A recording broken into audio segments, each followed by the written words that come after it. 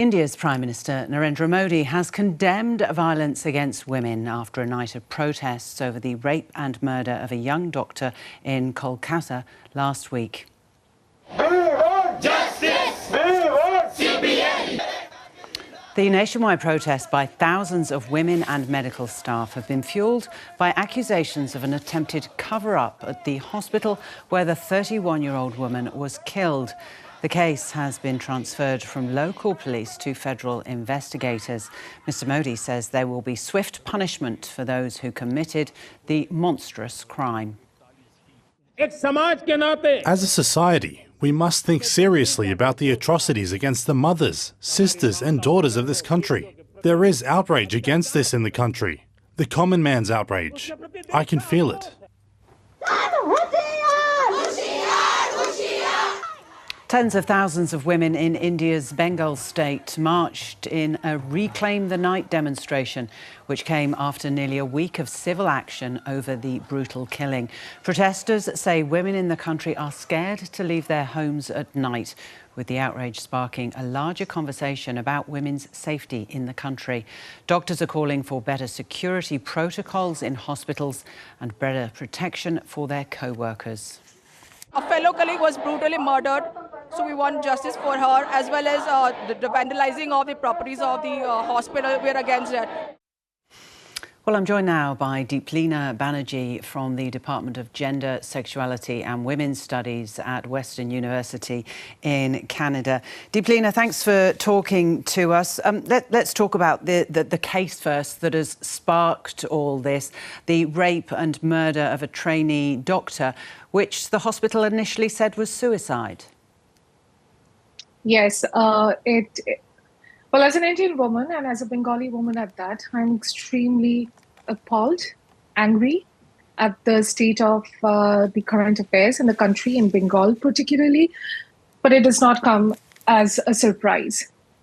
The sexual violence, the culture of sexual violence and violence against women is so deeply entrenched in the country, in our country, in Indian society and in South Asian society broadly, that we find time and again that the people, the agencies, the government, the law enforcement agencies who should be accountable to the public are involved in creating conditions of impunity for perpetrators and silencing, shaming, and further marginalizing the victims or survivors.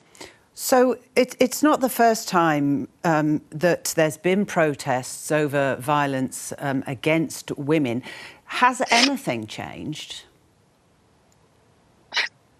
It's a loaded question. I think what we are seeing now, it is unprecedented because in Bengal, in Kolkata specifically, so many women came out on the 78th anniversary of India's independence right at midnight, claiming for justice, for a freedom, for a space where they can live and breathe without being scared of their lives, without, having to worry if they will return home, without being raped or molested on the way. So this could be a starting point, but I think personally that, the immediate goal is to keep the momentum building and to continue seeking for justice through impartial and thorough investigation, as well as not repeating what we saw happen during the 2012 Delhi gang rape case, where justice was delivered in 7 years. The immediate need is to ensure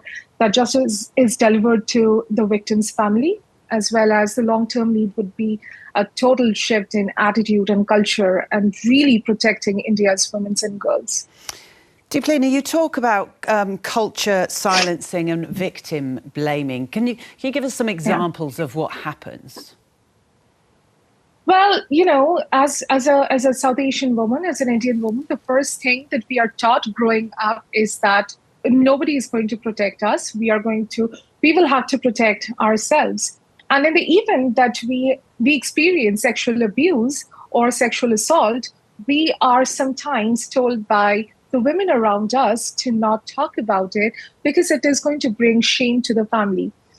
As any other South Asian woman who is listening to me right now, I'm sure you will be able to resonate with it. But growing up, we have been told that the honor of the family rests with us in our bodies. So if anything is to happen to that honor, if we are violated by perpetrators who are men, who are violent, then the blame is on us. And the blame is then construed as a way that we fail to protect ourselves and a way that we fail to protect the honor of our family. So that results in a lot of silencing. And the cases that we are seeing are reported and garnering mass protest, but there are number of cases in different parts of the country, in the rural sections of the country, which goes underreported or unreported or are silenced. So what we're seeing really is the tip of the iceberg. The problem is far more entrenched and deep-rooted. Deeplina, given all of that, how optimistic are you for social and political change? I think it is important that Prime Minister Modi acknowledged that what we are seeing is a constant state of fear among women. There is a pervasiveness of violence against women, but what we really need is swift and steady legal reforms and a culture of change. I acknowledge that, the culture of change and social change takes time. So I say that is a long-term goal, but the immediate need would be just to kind of see that the perpetrator is punished and justice is meted out as swiftly as possible. Deeplina Banerjee from Western University in Canada, thank you. Thank you.